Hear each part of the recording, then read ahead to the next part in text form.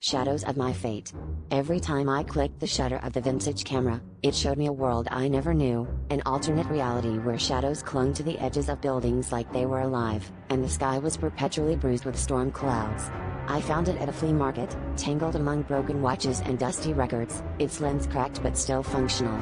The vendor, an old woman with eyes like polished stones, whispered as I left, "It shows what you shouldn't see." My curiosity outweighed my caution, and I began taking photos around my neighborhood, each image revealing a warped version of my world.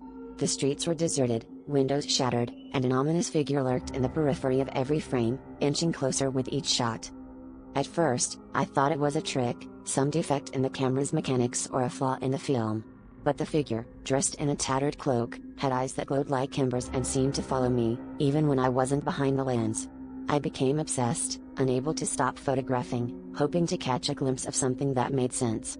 One evening, I aimed the camera at my own reflection in the mirror, and as the flash went off, I saw myself in that desolate world, my face twisted with fear. The figure was right behind me, reaching out, its fingers long and shadowy. I stumbled back, dropping the camera, but the image was burned into my mind.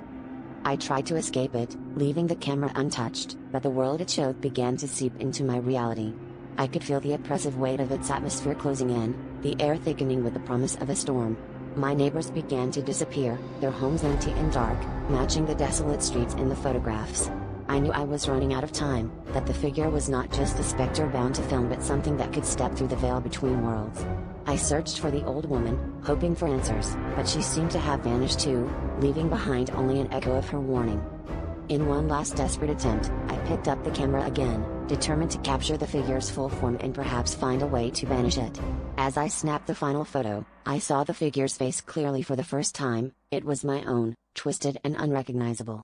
The realization struck me like a cold wave. The camera wasn't showing me an alternate world, it was showing me my fate.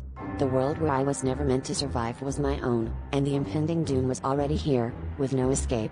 The shadows closed in as I dropped the camera, its lens shattering on the floor, sealing my fate as the storm finally broke overhead.